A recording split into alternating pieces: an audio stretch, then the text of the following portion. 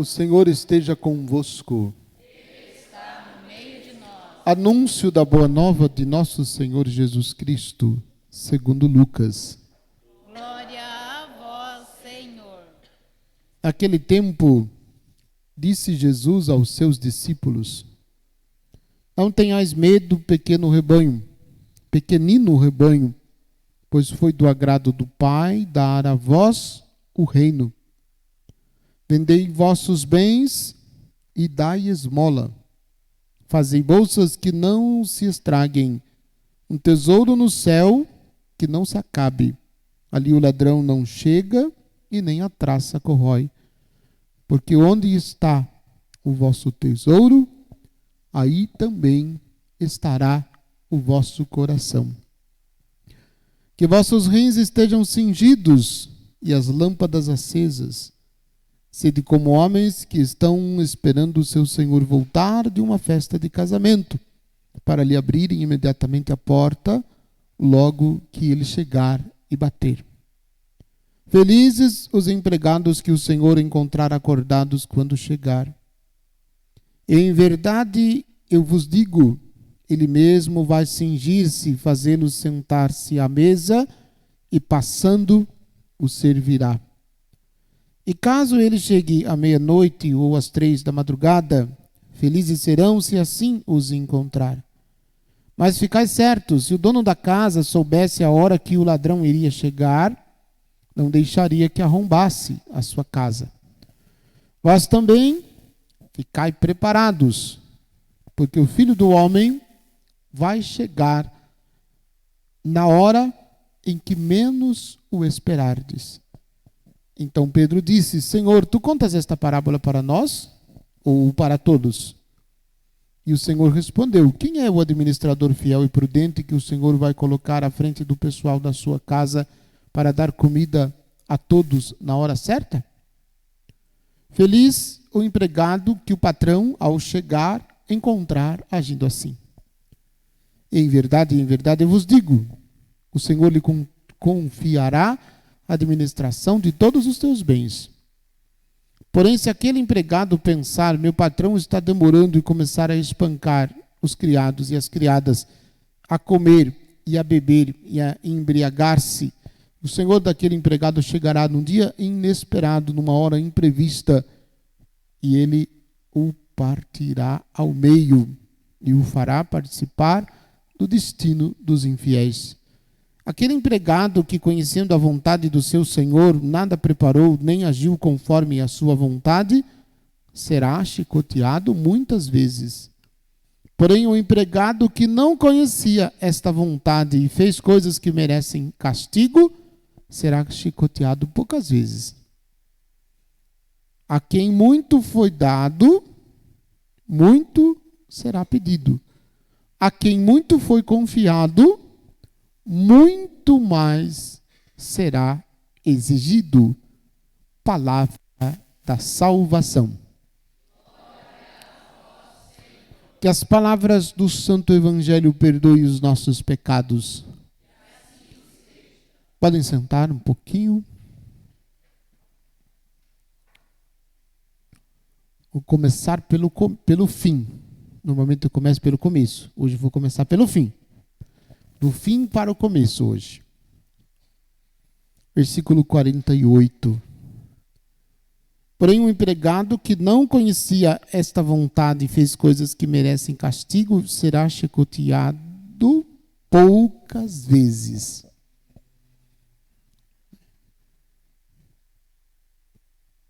Quando nós, ou quando alguém não tem consciência do pecado, não tem consciência de pecado, o pecado, embora exista, é menos grave. Quando alguém tem consciência do pecado e mesmo assim decide pecar, é mais grave. E a consequência também é mais dolorida. E aí é que está a grande força da palavra de Deus. Por quê? Na maioria das vezes, todos nós, quando pecamos, sabemos que é pecado. Na maioria das vezes. E mesmo quando sabemos, nós decidimos em pecar. A quem muito foi dado, muito será pedido. Versículo 48. Porém, o empregado que não conhecia esta vontade e fez coisas que merecem castigo, será chicoteado poucas vezes. Quem conhecia a vontade do Senhor e não se preparou para a sua chegada, será chicoteado muitas vezes.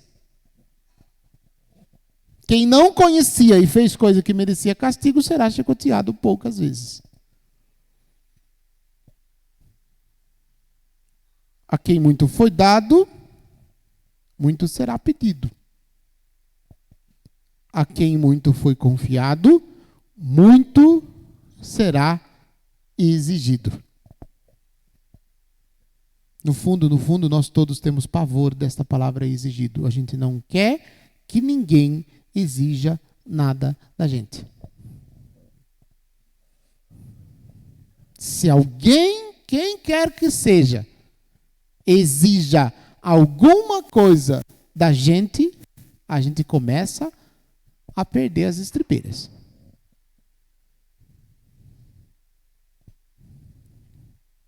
A gente começa a perder as estribeiras. E o Senhor diz que a quem muito foi confiado, muito mais será exigido. Então isso está se referindo, né, à consciência que temos das coisas, mas também sobre o nosso estado permanente de vigilância. Como eu dizia semana passada. Não sei se já avisaram vocês, mas nós iremos morrer. Se não avisaram vocês, estou avisando, nós iremos morrer.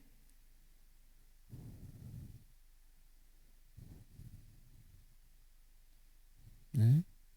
Quando? Não faço ideia. Deus sabe. E eu já disse para Jesus que se um dia Ele me revelar o dia da minha morte, eu morro só de pensar no dia da minha morte. Eu morro antes. Santa Francisca Romana, Jesus revelou para ela o dia da morte dela. Mas pediu segredo. E revelou para ela. Mas não disse para ela contar para ninguém. Se ela contasse, ninguém acreditaria. Ela escreveu no diário o dia da morte. Como seria e em que situação. Depois que ela morreu, passou alguns anos, as irmãs acharam no convento o diário dela e foram ler. Aí estava escrito lá no diário dela o dia da morte e em qual situação ela morreria. Aí a madre foi conferir o que estava escrito no diário. Tudo o que estava escrito no diário era o que tinha acontecido. Mas ela não contou, ela só escreveu no diário. Ela não contou para ninguém antes, só ficaram sabendo depois. Porém, não são todas as pessoas que têm esse grau de santidade. Que Deus prepara, né? Jesus preparou ela para a morte dela. Ela sabia o dia, mas Jesus concedeu a ela algumas graças de que ela estivesse preparada para esse dia. De modo que quando ela faleceu, ela tinha se confessado, tinha recebido o sacramento da Eucaristia e tinha recebido o sacramento da unção dos enfermos pelo padre que era diretor espiritual dela. Deus concedeu a ela a graça de morrer em estado de graça.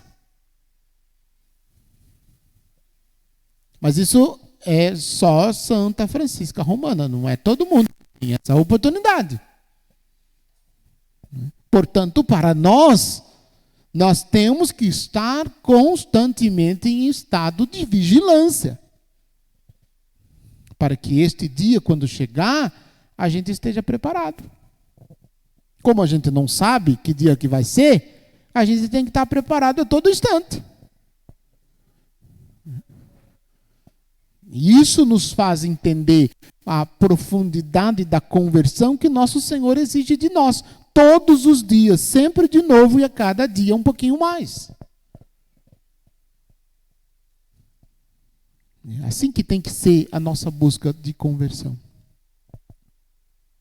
E nós precisamos crescer no amor a Jesus, no crescer no amor a Deus, na observância da lei, na observância dos mandamentos.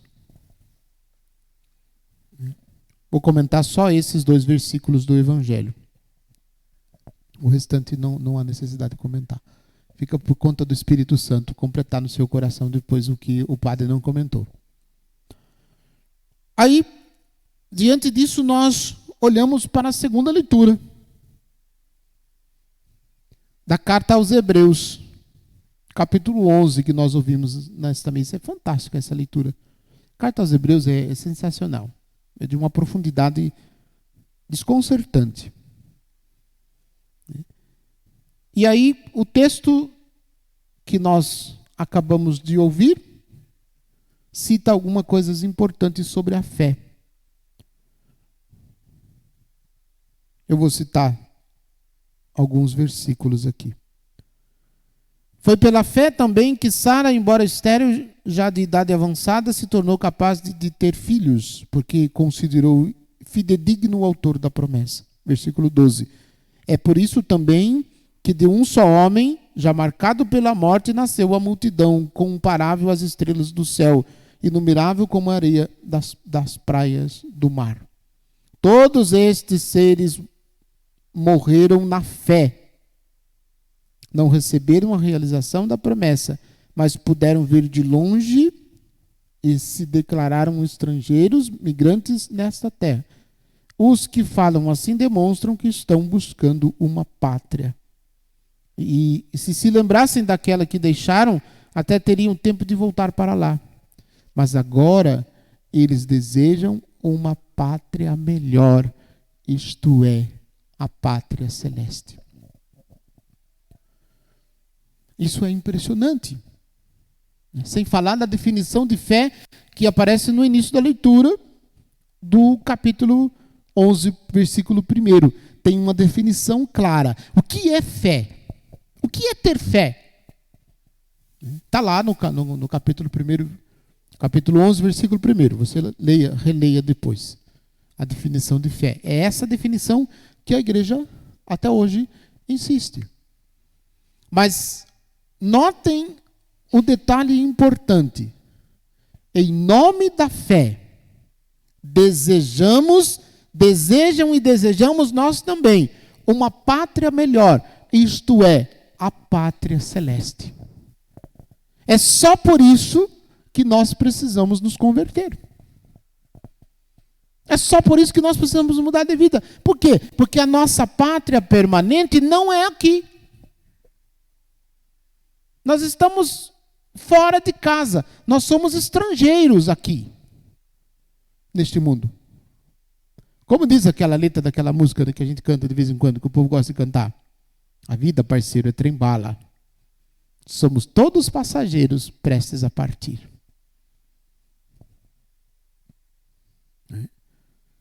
E a nossa fé, nós temos que viver a certeza da nossa fé buscando uma morada definitiva, que não é a realidade deste mundo. Não é esta vida que nós temos aqui neste mundo que é a nossa morada permanente. Nossa morada permanente não é aqui. Aqui é só alguns degraus que a gente precisa percorrer para chegar lá. E a felicidade também é lá. Mas se a gente não percorrer, se a gente não perpassar esses degraus passo a passo, dia após dia, e seguirmos em frente, a gente não chega. Se eu quero chegar daqui até ali, o que eu tenho que fazer? Dar o primeiro. Se eu não der o primeiro passo, como é que eu vou chegar lá? Eu tenho que dar o primeiro passo, um passo depois do outro, um passo depois do outro, assim eu vou chegar lá. Se eu quiser ir mais rápido, eu dou um passo depois do outro mais rápido. Se eu quiser correr, eu dou um passo depois do outro mais rápido, e eu chego lá mais rápido. Então, a nossa vida de santidade, ela vai se construindo, ela vai se constituindo na vivência da fé de elementos que a gente vai assumindo. Por quê? Porque nós temos certeza de que a nossa pátria definitiva não é aqui, é lá. E os perrengues que a gente passa aqui durante essa vida são só os degraus que a gente precisa percorrer para chegar lá. E não tem como a gente evitar os perrengues, não tem como a gente evitar essa situação. A gente vive esta realidade na fé, mas na certeza de que um dia nós contemplaremos tudo isso de forma muito mais profunda. Por isso exige de nós perseverança, persistência. Por isso exige de nós esperança. E a gente vai assumindo aos poucos as realidades que Deus vai nos manifestando. Por que tudo isso? Porque a nossa fé, ela não se constitui em fábulas, conforme nós ouvimos no início da leitura. É um acontecimento histórico. E este acontecimento histórico não é uma recordação, não é uma lembrança de algo que aconteceu no passado. Esse acontecimento tem o nome, esse acontecimento é uma pessoa, tem nome, é Jesus nosso Senhor. Portanto, onde se baseia a nossa fé? A nossa fé se baseia em Jesus. Em Jesus. E aí o livro da sabedoria, na primeira leitura, ele recorda a caminhada que o povo de Israel fez, saindo do Egito, deserto adentro, para contemplar a terra prometida. Um acontecimento de libertação. E a libertação nossa, repito, não é simplesmente uma recordação. É um acontecimento que tem o nome de uma pessoa.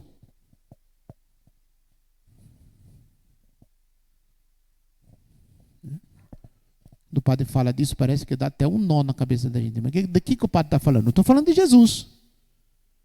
É Jesus o grande acontecimento no seu mistério de encarnação, morte e ressurreição, a nossa libertação. É Ele que verdadeiramente nos liberta. Então não é uma recordação que Deus fez no passado com o povo de Israel que estavam escravos no Egito e seguiram para a terra prometida. Depois que atravessaram o Mar Vermelho, no capítulo 14 do livro do Êxodo, cantaram o cântico dos redimidos, como termina o texto da sabedoria. Isso enquanto entoavam antecipadamente os cânticos de seus pais, o cântico da libertação, que é o Êxodo 15, 14, Êxodo 14, o povo atravessa o Mar Vermelho a pé enxuto, e o Êxodo 15, o povo canta por ser libertado. E nós cantamos no Sábado Santo, com a proclamação da Páscoa, exatamente esses passos que o povo de Israel viveu, para celebrar e recordar este acontecimento, mas para entender que o acontecimento Páscoa do povo de Israel é a pessoa de Jesus.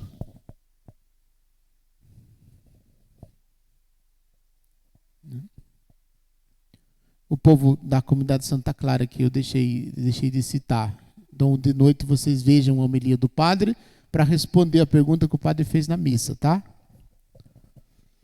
Estou falando aqui para a câmera.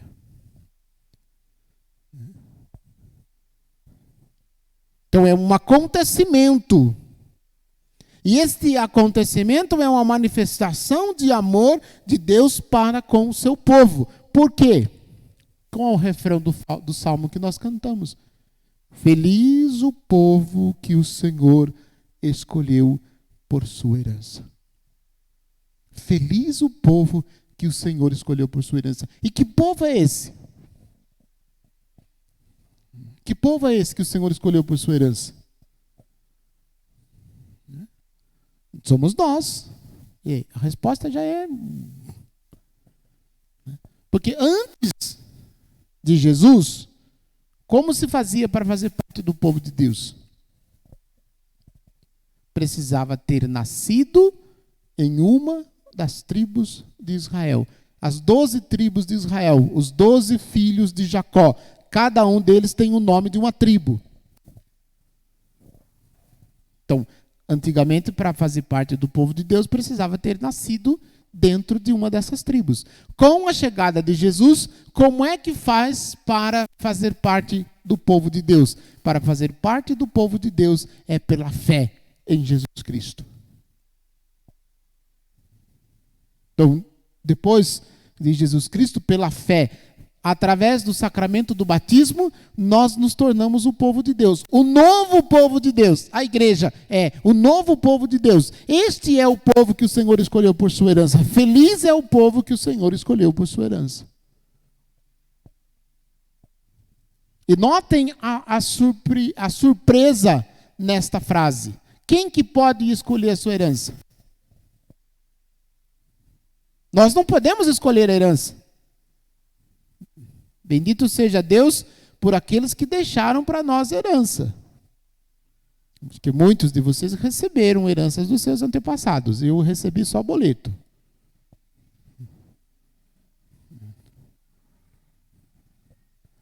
Mas a gente não escolhe.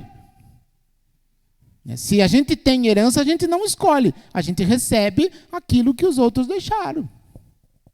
Como dizia o Eclesiastes, né? A gente nem trabalhou e recebe fruto do trabalho dos outros. O que a gente faz com isso depois é outra coisa, mas a gente não escolhe. Deus escolheu. Feliz o povo que o Senhor escolheu por sua herança. O Senhor escolheu um povo para ser a sua herança. E este povo hoje somos nós. Eu e você. E nós professamos a nossa fé em Jesus e professamos Jesus como nosso Senhor e Salvador. O acontecimento libertador que nos resgatou do pecado e que nos resgatou da morte e nos devolveu para Deus. Nós professamos, segundo diz a carta aos Hebreus, a fé em Jesus. E esta fé tem que ser cada dia mais alimentada e sustentada. Para que, então, a gente possa celebrar definitivamente as alegrias do céu, a glória de Deus, um dia na eternidade. E a celebração dessa glória, repito, ela vai acontecer um dia, mas nós já vivenciamos ela agora, quando nós celebramos o mistério da presença de Deus no Santíssimo Sacramento da Eucaristia, a Santa Missa. O que nós vivemos aqui na missa é o que nós viveremos lá no céu. E aí eu digo como dizia Orígenes, o que vai fazer no céu alguém que não gosta de ir na missa?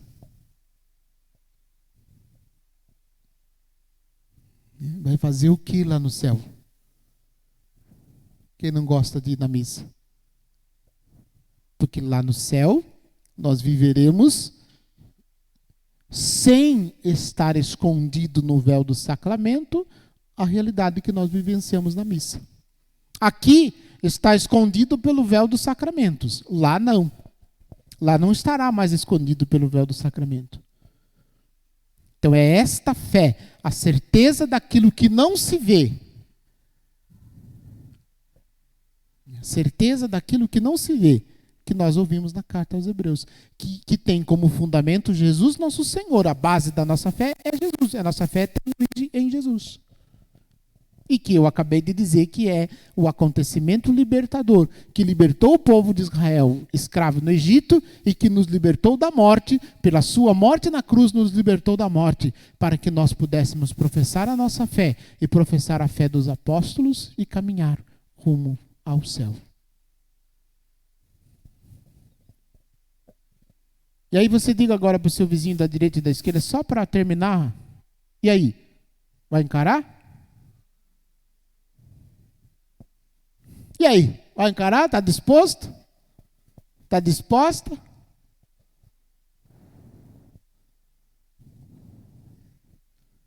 Se não quer, como disse Jesus, a porta é a serventia da casa.